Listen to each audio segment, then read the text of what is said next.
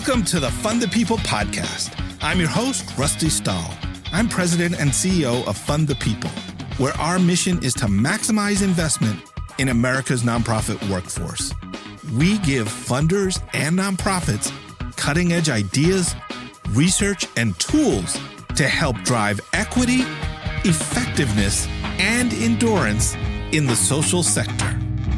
So let's start the show. Welcome, friends, to your Fund the People podcast. My name is Rusty Stahl. I'm your host. I'm thankful that you're here. We've got a great episode for you today where you'll gain insights from a former foundation CEO who has written a visionary book about the future of philanthropy and foundations, a book that's about transforming the field so that philanthropic foundations are better able to advance social justice. She'll give you key overall messages from the book, and we'll discuss a key part of her vision for this new era of philanthropy, which is investing in nonprofit people. Dimple Abichandani is a nationally recognized philanthropic leader, lawyer, and author of the book, A New Era of Philanthropy, 10 Practices to Transform Wealth into a More Just and Sustainable Future. It's a book that reimagines how philanthropy can meet the moment we're in. For 2 decades, Dimple has worked to reshape philanthropy's purpose and practice while leading innovative funding institutions. She served as executive director of the General Service Foundation from 2015 to 2022. Before that, she was the founding director of the Rise Together Fund, a donor collaborative at the Proteus Fund. And previously, she led the Center for Social Justice at the University of California, Berkeley School of Law. Dimple's leadership has been recognized with a Scrivener Award for Creative Grantmaking and a fellowship at the National Center for Family Philanthropy. She serves on the board of directors of the Solidaire Network and has served on the boards or steering committees of the Trust-Based Philanthropy Project, Northern California Grantmakers, and grantmakers concerned with immigrants and refugees. Thank you, Dimple, for making time to speak with us, and welcome to the Fund the People podcast. Thank you. I'm so happy to be here. Yeah, it's awesome to have you here. Thank you for making time, and thanks for everything you've been doing as you got this book out there and have been touring around the country, talking to folks and sharing your message. It's really exciting. I'm glad that we can add this on to that speaking tour, if you will.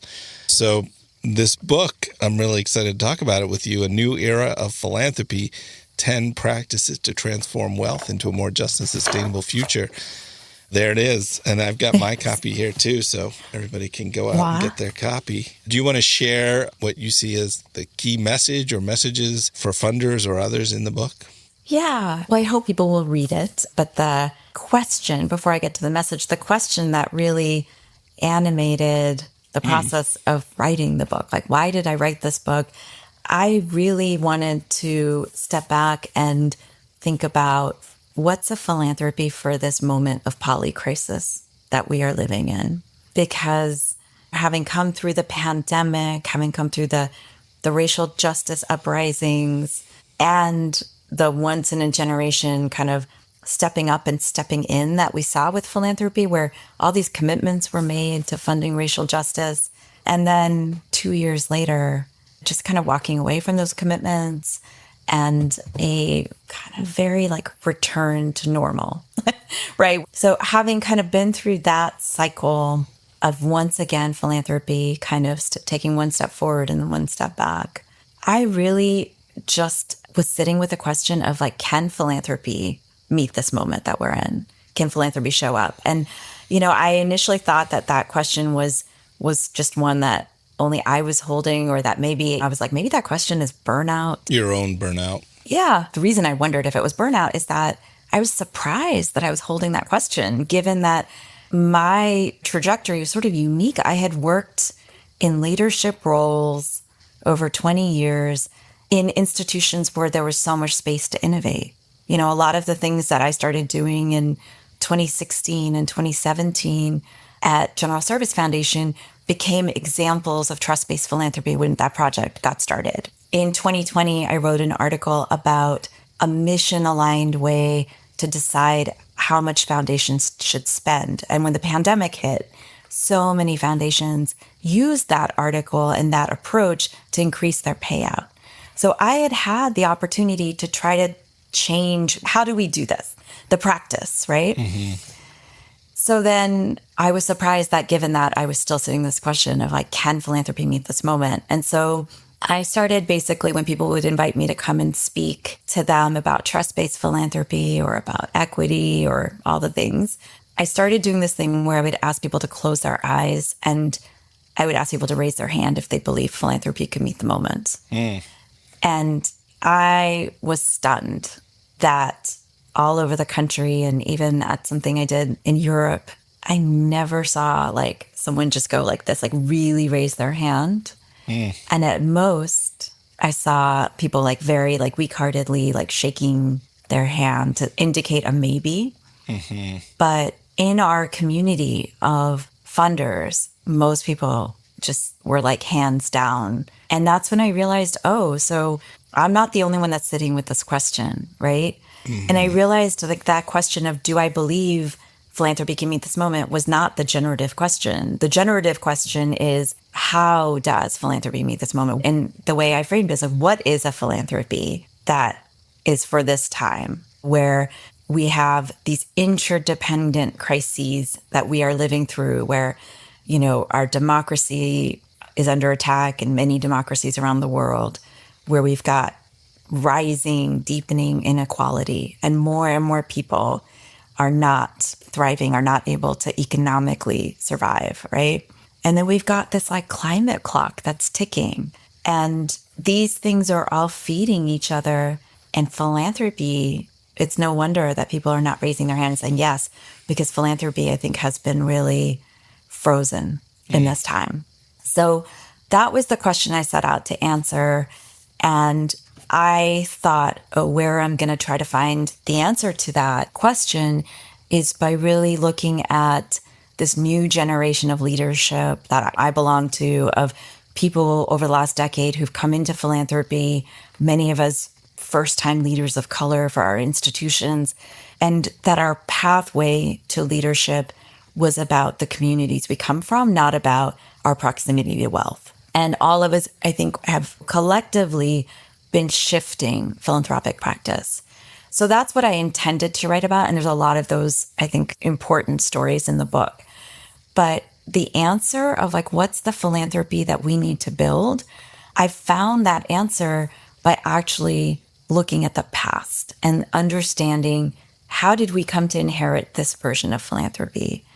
And that was really like I joke, it was like this chance meeting with Andrew Carnegie, where I was writing the book and I was in a public library and I looked up and there he was literally like looking down at me from the wall in this painting.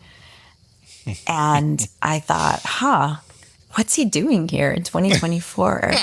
You know, like, oh, that's his library. What are you doing there? You're right.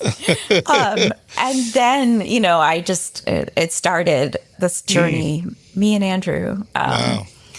But really, and I write about this a lot in the book, understanding his profound influence, understanding how the gospel of wealth that he wrote 140 years ago, that it still is the Rosetta Stone blueprint in our walls for how we do philanthropy, and truly understanding that his purpose for philanthropy was to do a little bit of good, to gild over the harms of the systems that were benefiting him, right? So this word Gilded Age, you know, it comes from gilding, which means to literally cover something over with fake gold.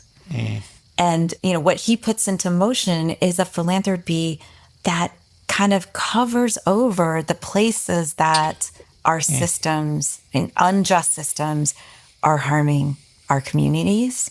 And what it does is it keeps in place the systems that shape how power and wealth are allocated. And so really the message of the book is that purpose is the purpose that brought us to this moment of polycrisis. And that's the reason that we're not raising our hands and saying philanthropy's got this, because we're working with an outdated purpose. Because to actually solve the poly crisis, we have to change the systems that shape how wealth and power are held. And so what I'm advocating for in the book is, and I think honestly what many of us have been building over the last decade on the margins of the sector, but I think what we've been doing is planting seeds of a philanthropy that has a purpose of transforming the systems that shape how wealth and power are held. And what I look at in the book is, if that was our purpose, how would we practice philanthropy? And there's 10 practices that's really about looking at what we do, but from this new purpose. Makes sense. Anytime you're trying to change things, it makes sense to start with your purpose. And that should define the outcomes you're looking for and the activities you engage in. For those of you who want to hear more about Dimple's conversation with Andrew Carnegie, make sure you join our Patreon to hear an actual conversation between the two of them that's part of the book, but that we brought to life a little bit. There's actually this great dialogue in the book that's a podcast interview between Dimple and Andrew. So if you want to hear more about that, join the Fund the People podcast premium on Patreon, and you get to hear that in our extended episode. So there's so much to talk about in the book here, but the book offers these 10 practices, as you said, to transform philanthropy, and they're all worthy of thorough discussion. But for the sake of time and relevance to this particular show's focus, we're going to focus today on practice number 2. The name of the chapter is Know Your History So You Can Build the Future. And in your chapter on this practice, you offer that transcript of the podcast conversation between yourself and Carnegie.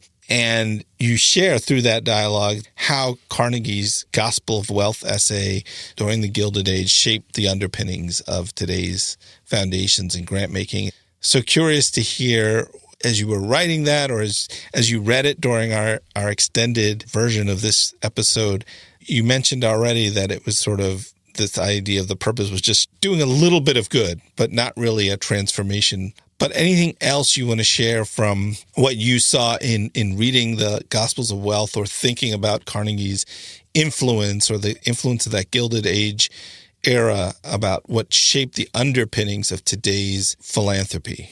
Yeah, I think one thing that really stood out to me is just the outsized role of the philanthropist as he envisioned it, right? So Carnegie really believed that those who are wealthy because they are the brightest, they are the smartest, they know best. Fast forward to present day, so many of our institutions still kind of carry the kernel of that idea in our evaluation practices, even in our kind of strategy and selection of how we're deciding who we're going to fund. Or who we hire. Or who we hire. Yeah, exactly.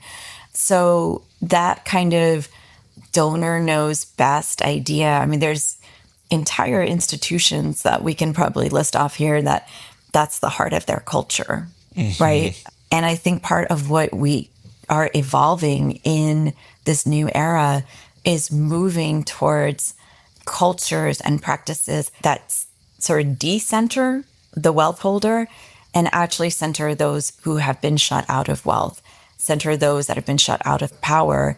And that's part of how we do this work of reshaping those systems and shifting power.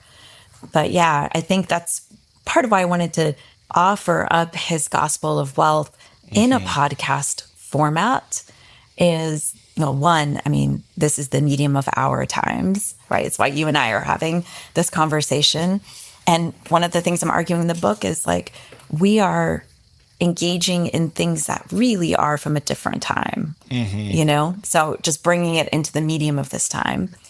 But also, I really think that as a sector, we would benefit with having a conversation across time, really interrogating kind of the assumptions that are at the heart of this sector. And so I try to kind of model that through this conversation with Carnegie.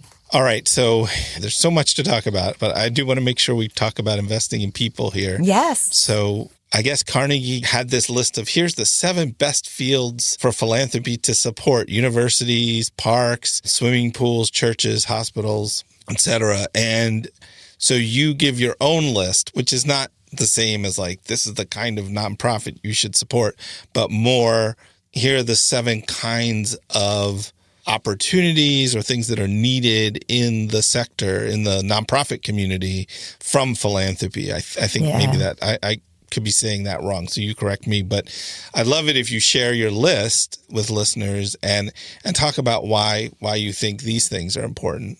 Yeah. You know, it's funny because Carnegie's list is in the second of his 2 essays that are now today called The Gospel of Wealth. Okay. But I think that second essay is less commonly read and known of. And when I read it, what I was struck by is he gave his list of 7 areas for philanthropy. And those really are the things that many of them still get the most funding, right? So right out the gate, he's like, universities. It was a very different time. The universities weren't sitting on these massive endowments of billions of dollars, right? But 140 years of giving has taken us to this place where they really do have these huge endowments now. And so in thinking about a new era, I was really hungry to just update his list of best fields for philanthropy.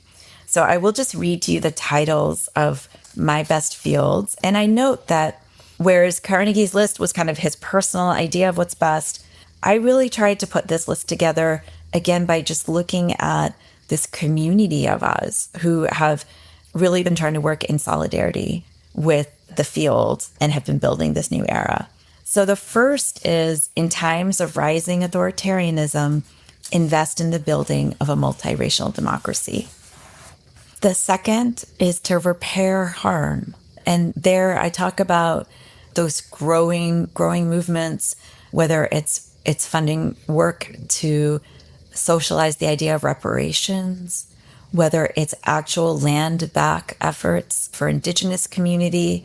But these are examples where wealth holders are looking at, I think very honestly, at where their wealth came from and are looking at how they can use it as a tool for repair. You know, I thought a lot about how Carnegie's building of concert halls and swimming pools and parks, like this was all about building the infrastructure of his time. And so I call on us to think about the new infrastructures that we need, right? So that can be new ways of understanding the economy. It can be narrative infrastructure, relational infrastructure, but really trying to like update our ideas of infrastructure. Shifting power, investing in power building, investing in resilient communities and a sustainable, investing in the accompaniment of social movements, thinking about the social movements that really change what is possible, and funding in a way that's like walking alongside them. That one I think is really important. I talk about the work of Solidaire Network. I'm a proud board member of Solidaire and have been in that network for almost a decade. And in that network, we see our work as like a relationship. It's like a lateral relationship where we are learning from our partners and always trying to show up with what they need. But the idea is that we are walking alongside them because we're walking to a shared future. So I think that piece is important. And then relevant to this podcast and this community, the number 7 best field for investment is actually investing in people, the people that are doing this critical work of building a better future. And there I really try to lift up the fact that for a long time, we have taken for granted as funders that the work of nonprofits gets to be poorly compensated, you know, that it's work that people are lucky to be doing. And so they don't have to have good benefits.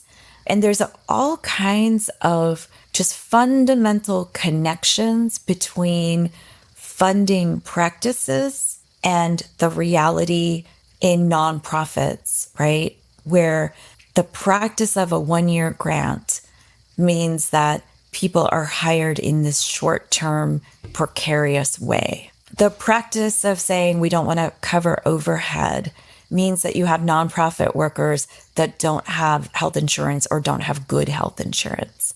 And I think most important over the last few years, the practice of just not giving grantees a runway and making fundraising really the biggest part of the job of our leaders. It's contributed to this epidemic of burnout, right? Because we've put our leaders on this like treadmill, hamster wheel, and they can't get off. And so you have so much talent really leaving the sector.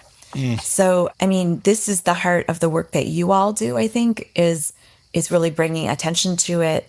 And for me, like, as I thought about what is the most important thing for funders to be investing in, I wouldn't have felt right not including that. Yeah, and I mean, I remember connecting with you at the Fund the People funder retreat we did in like 2016, 2017. And so I knew you were interested, and that was when you were at General Service Foundation. And yeah, I know you were tracking it and you were doing things, and you did this healing justice funding work. And I wanted to highlight that as part of your practice. Yeah. So could you talk about that a little bit, where it came from, what it was, what it is? It's a really interesting story because it's about learning as a funder.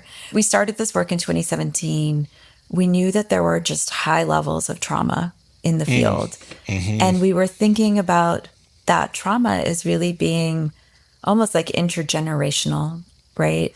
And we wanted to offer support that would help leaders who were doing the work have resources to heal. And we didn't want to do too much to define that. We wanted that really to be defined by the field. And so in 2017, we started letting our grantees know that we were going to be doing these add-on grants that they could use for their staff. When I say we learned from it, what was interesting is that by 2017, 2018, grantees were coming to us and saying, there's the trauma that we've had for a long time, but there's the trauma of doing this work right now. And that's really what we need the resources for. And so we kind of then moved from, we had started off calling it healing justice, but then I think we kind of changed it and said, like, these are resources for your wellness and sustainability, right? And back in 2016, I had changed our operations to make general operating support grants our default. And something we learned was that grantees were not willing to use that money on their own wellness. And so it was interesting because then we changed our practice to giving them a grant as general operating support, core support, flexible. You can use it on anything you want. And then we added on these $10,000 project support grants where we said, this money is to be used for the wellness and sustainability of your staff. And the stories, I write about it in the book. The stories from that time, we basically said, have a conversation with your team about what you need, and then you can use it however you want, and just come back and tell us what you did with the money.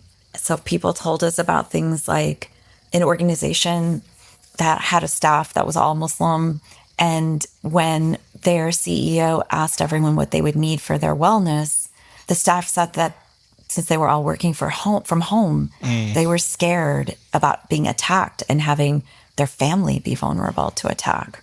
And so they used our funding to invest in Ring doorbells. And when they came back to us, they said, we sleep better because of your grant. Which is just it was heartbreaking. Yeah, it is. And this was an organization that had a budget in the millions, but they never felt like they had the permission to use that funding for their own well-being. And so it's a really important takeaway for funders that the way we do our work, the field doesn't think that we want them to prioritize their own well-being, right? Like, that's on us to change. A grantee that was working with immigrant families at the border that were being separated from, parents being separated from their kids, They talked about how their staff were just dealing with high rates of vicarious trauma and deep, deep sadness, right? And so they decided to use these $10,000 grants for efforts to spark joy. And when they came back and told us about what they did, like they had tears in their eyes because they said, your earmarking of this funding for our wellness helped us have a conversation about what we needed. And we didn't realize really how much we did need this until you said, here's the resources for it.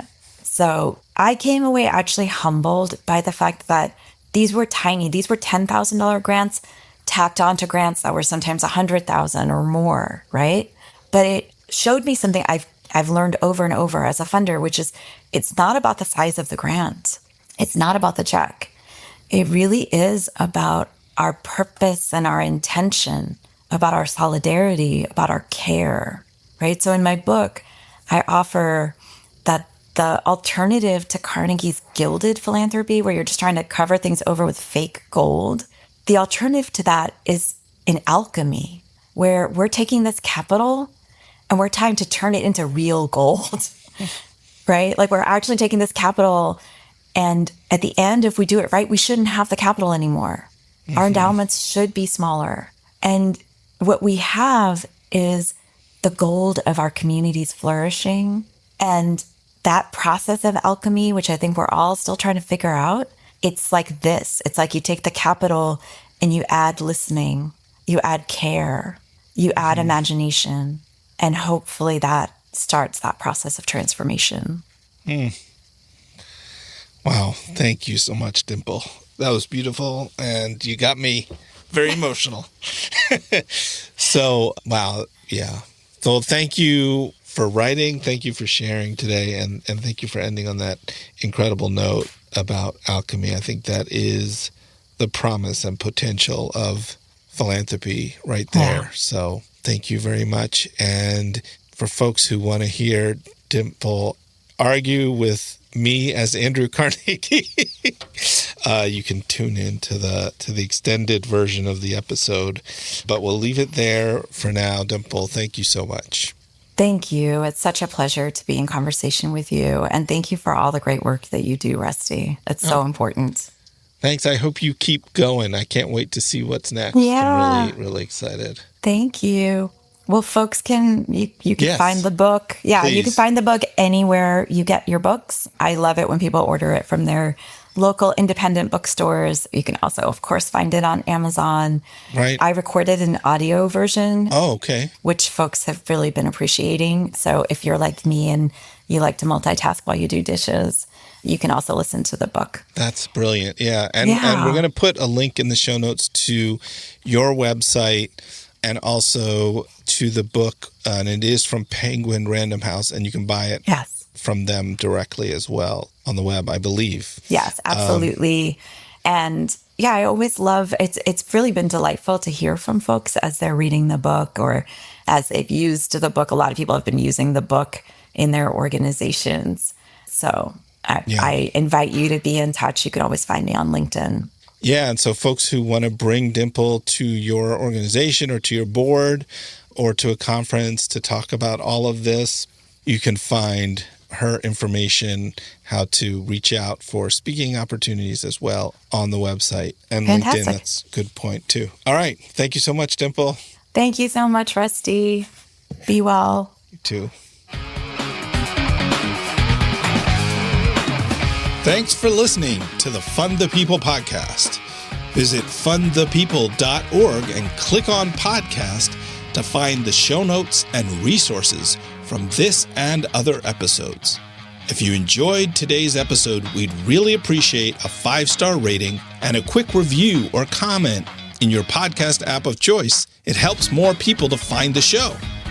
To get the extended version of this interview, plus lots of bonus content, I invite you to join our Patreon community. Visit patreon.com/fundthepeople to subscribe today. Thank you for the work you do. Remember to keep your tank full, take care of yourself, and take care of one another.